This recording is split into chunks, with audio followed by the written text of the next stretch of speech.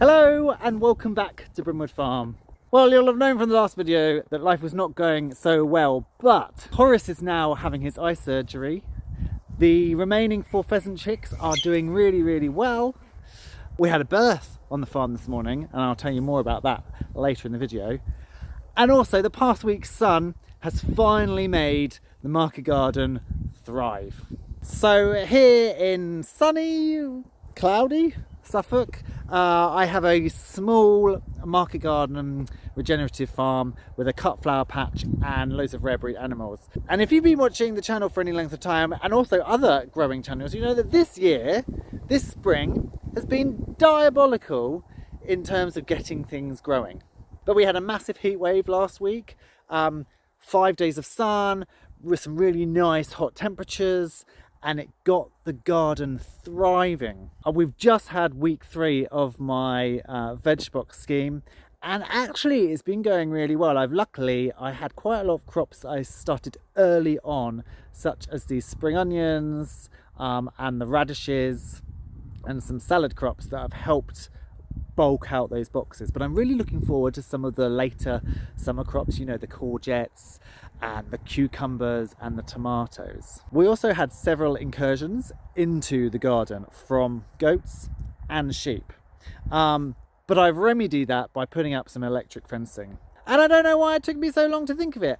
I think this is the downside of working alone and doing it all on your own. You don't have somebody to bounce ideas off of, and you don't have somebody to just go, why don't you do that? You've got all that electric fencing over there that you're not using. Why don't you put some strands around the garden? So it took me longer than it should have to think about doing that. So that's the downside. The nice thing is, the upside is, I can do what I want when I want, which is great. So I thought we would have a little bit of a look around the veg patch. I can show you what's going well, what's not going so well, and talk about the season. So the market garden starts here and spans its way up that way. And the first thing that we've got are the courgettes and the patty pans.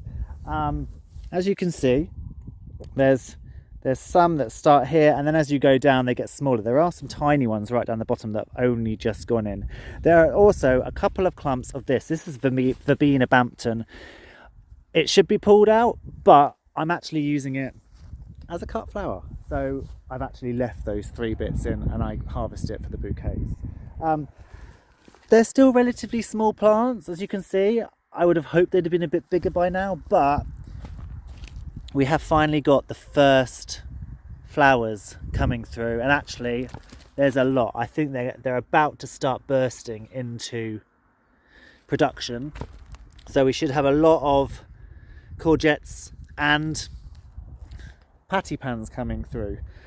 Next door, however, was the kale, and that is a big fail. Can you see much kale down this row? No. There are a few tiny plants. I mean, that plant's doing all right, but we're getting to the time of year now where we're going to have to start checking it for caterpillars and eggs. This is wool. I was using this as a slug protection because this barrier is great for keeping the weeds down, but not great because it harbours slugs and snails underneath. So these have helped stop that coming up. However, you can see there's loads of massive gaps, and that's because the downside of this is also in the sun this heats up to a boiling temperature, and unless you're watering constantly it totally frazzles stuff. So we really haven't got many kale plants. The good news is I've sowed loads more, so I've got probably another 100 plants, tiny plants, that I'm going to grow on for a bit bigger. And actually it doesn't matter that they're later because kale will happily sit there through the winter. So I'm going to grow them on. I'll refill out this row and we'll harvest later in the season, and then leave some plants and hopefully have them over winter. Again, this was our pea net that we put up. It's been a massive fail because the slugs would come in at the base and eat the peas off, and then the goats got in and ate all the tops off. And we've had that with the peas up here, and the beans that I've started to plant down the bottom there. However, the pea season's kind of done now. It's too warm. The beans, however, I have put in some more French beans and some more runner beans. They're just starting to come up, so it's the perfect time. So I will cover this in French beans and runner beans for the season ahead. This is my chard bed, which is finally starting to grow. It's taken a while. You wouldn't think chard was difficult to grow, but this year, my goodness, it has not wanted to thrive. And then next to it, I have my spring onion bed, which has been fantastic, and I've been getting some amazing spring onions off it. They've been really good. I planted them in groups, like groups of 3 or 4. So here's a 3 that I haven't harvested yet. Here's a 4. Here's a 1 where I've already taken a couple of bulbs out. There are a few weeds, including some stingers. I need to come through and weed that out. And then this was the latest patch that I harvested for this week's box. And then next to it, this was kind of one of my salad bag beds. So we've got lettuce, which I'm harvesting by leaf. So rather than taking the head, I'm harvesting the leaves. So these were left because these will be used for next week. These ones were harvested for this week. So you can see where the bottom bigger leaves are on this one and they're off on that one. Next to it, we have some Mizuna and we have some red mustard. Now, we have a massive flea beetle problem. So I actually haven't been able to harvest any of this because it is just peppered. I mean, you can't put that in a salad box. You just can't. Look at the state of it. So that's been a dead loss. I don't know if we can find any flea beetles. These are not flea beetles. These are sun bugs that come to or pollen bugs. They come to the flowers. But as you can see, completely wholly. And the same with these. They've eaten their way through a lot of the red mustard green leaves, and so it's gone to flower. So I need to really rip out all of this because it's useless. Can't use it. I will feed it to the pigs and the goats, which they will be very appreciative of. And then next door, over here we have some radishes. They will be going in the boxes next week. We've got some white icicle radish here. This was harvested. This was mostly harvested out this week. There are some big ones. You can't put that in a box because that's too big. That's too woody. It's going to be horrible inside. So I need to completely clear the bottom of this bed for more sowings. And then these French breakfast radish can be picked this coming week. And then at the very bottom of this bed, as you can see, I really need to weed this bit out. It's got really bad. But there are more radishes that have gone huge. But I'm allowing them to go to seed because you can eat radish seeds. You can eat the radish pods. So I'm actually allowing some of these to go to seed. So I can actually harvest radish pods for people. As something a little bit different in the boxes, because I like to try and give things that people necessarily haven't always eaten, because it's something different and unusual and local. These are turnips, and again we've got the same issue with the same flea beetle issue, but it's not so much of a problem, of course, because they're a root vegetable. We're yet to have the turnip bulbs swell up, but they're doing pretty well. So I think we've got 2 rows of snowball and 2 rows of purple top Milan. This is the first of the beetroot bed. Finally, again, they've taken a while to get going, but finally they're going. We've got some smaller beets starting to appear. Again, they're very behind. A, because of the weather, B, because of the sheep coming in and eating leaves and setting them back. But as I say, we've solved that issue, I hope. And then at the very bottom, we have the broad beans. Now, I've had broad beans in the boxes for 3 weeks. This is going to be the last week the beans are in there. We've still got a lot of beans on the pod, but they're starting to go a little bit squishy. So actually this week I need to harvest all of these beans and just put them in cold storage, because otherwise they're going to go off. But there's loads. There's absolutely tons left. So I've started stripping out. This is what I've stripped out so far from this end, but we've still got, we've still got a decent clump there. This is lettuce heads. I have more lettuces seedlings coming on, which I'm going to fill these gaps with. These are actually where they were eaten by sheep. The tops were eaten by sheep, and then they have re-sprung up. So these aren't a single head. These are lots of little bits coming up. Look, 1, 2, 3. Now I could pull those out, but actually they're very good for the salad bags. So I can chop those off again, and they keep sprouting for the salad bags. And then these are about 2 weeks old, and these have just been planted out. That's been blackbirded, i.e. a blackbird's come along and scuffed soil over the top of it. So these have just been put out, and then these are a little bit older, and these will probably be ready to go into boxes. Oh, there's a caterpillar. What are you doing there, mate? I love caterpillars, but I don't love you eating my thing. I'm not going to squish you, I'm going to throw you. So they'll probably be ready to go in boxes in about a couple more weeks, and they should have fattened up into decent heads. This is the fennel. Now I did try that fennel and I overwintered it, and it didn't really put on any growth, and then the fennel bulbs have shot to flower. I gave some to a friend who's a chef, just to try, and then she has a veg box. She was going to buy them, but I just wasn't sure what they were going to be like, and they were tough. They are not the kind of fennel you want to put in a salad. So she's going to make some stock with some, but again, I can't really use these as fresh fennel. So if anybody wants some stock fennel, they'll be great. But also, as you can see, the bulbs are minuscule. I am growing some more. I'm going to try again. And often with gardening, it's about try until you get it right, and then you think you've cracked it, and then the following year all goes wrong again. So it's just perseverance.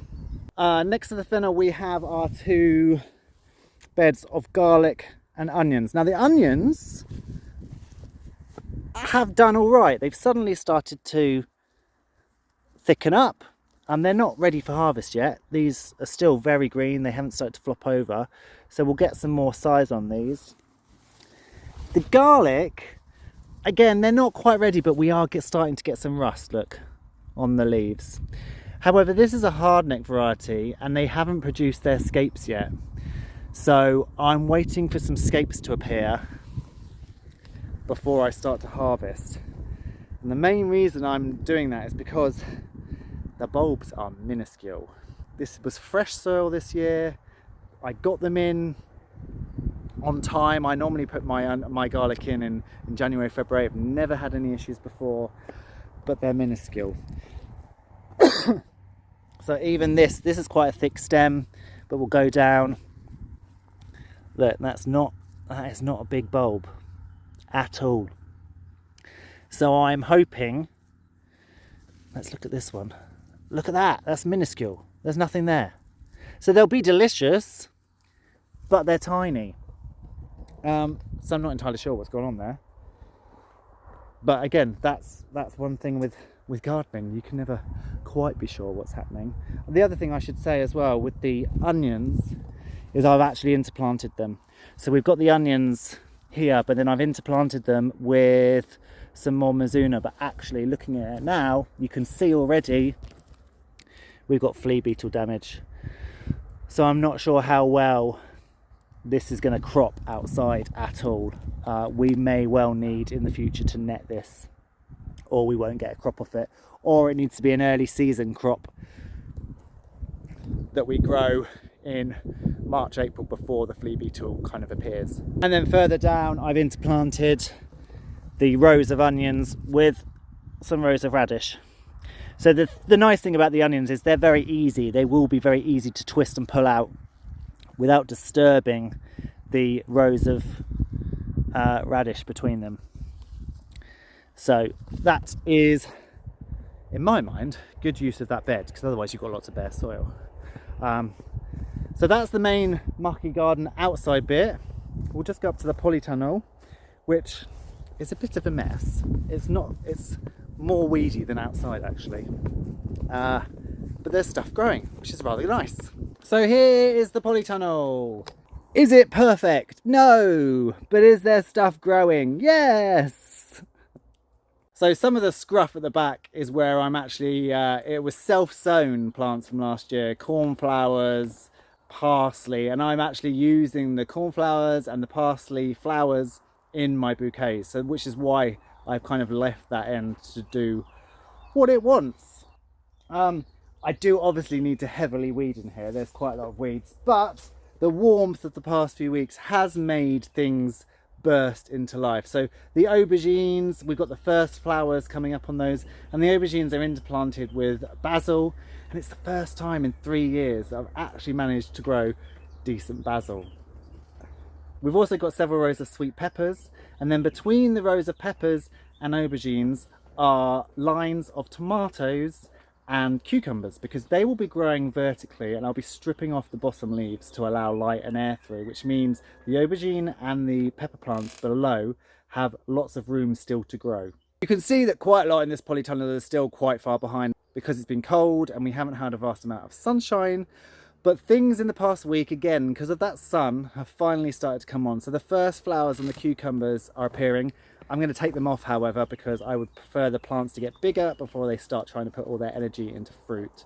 A couple of the tomatoes have also got to the point where they've got some tomato vines on them and need stringing up, which is also fantastic. And actually, it won't be very long, I don't think, before this polytunnel will be in full production. So generally, I'm pretty happy with how everything is going. I don't profess to be an expert, nor do I profess to have the cleanest garden in the world. There are weeds everywhere. However, there are far fewer weeds than there have been in previous years. So I feel like I'm making progress.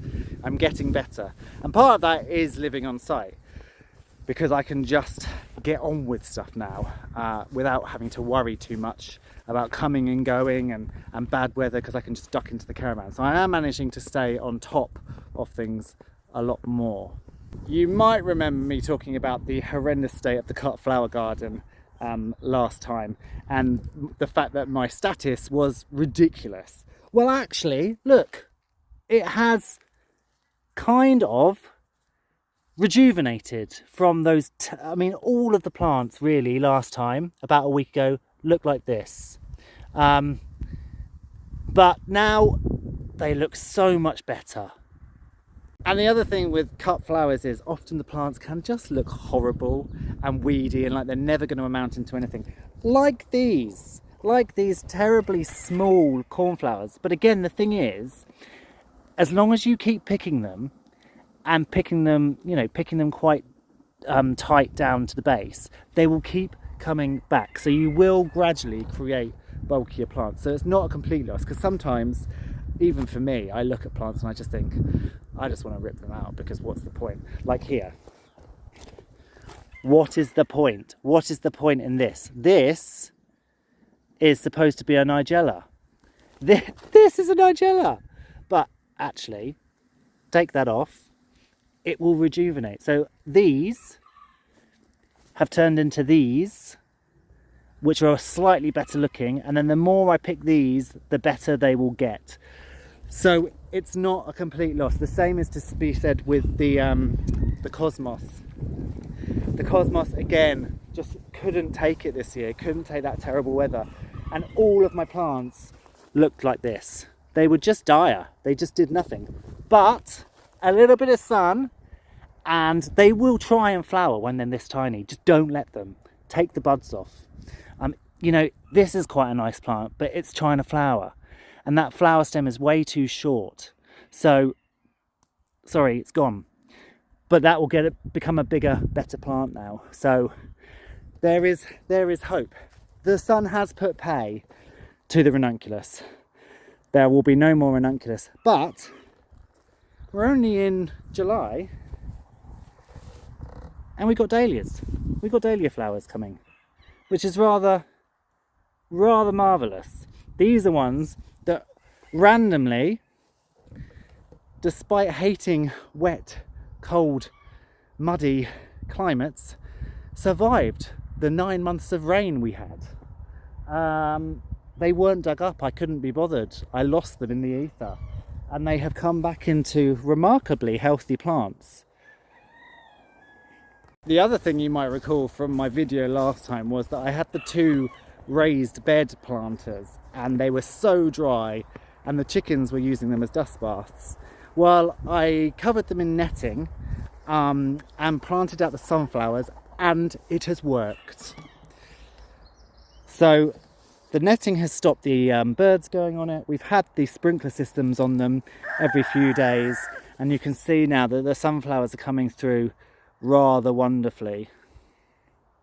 This bed is a slightly older bed in terms of when I planted it and weeded it, so you can see there's quite a lot of weed seed coming through, but there are sunflowers in here down this end, but also the first of the zinnias are actually starting to do quite well, and they have been in a similar position to the nigella and the statice in that they were horrible little plants trying to flower when they're only this big, but just take that bud off and then they start growing and bushing out and getting nicer. So that sun last week has really kicked things off and given things a good growing spur, and now they've got those bigger leaves and those better roots.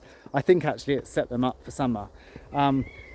So life now is harvesting the stuff that's ready, repeat sowing lettuces, beetroot, carrots, beans, everything that I can repeat sow for the rest of the season. Spinach towards the end of this month, to keep the beds as full as possible.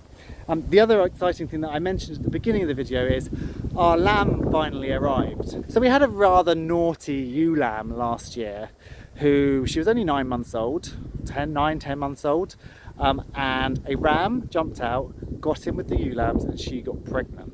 Well, she's finally had a baby, and she disappeared into the undergrowth last night and reappeared, and I thought, oh no, we're fine. And she disappeared again this morning, and I discovered her in one of the dry ditches with a lovely lamb. So I'm very happy about that. I think we have one more to go, one more ewe lamb that got caught.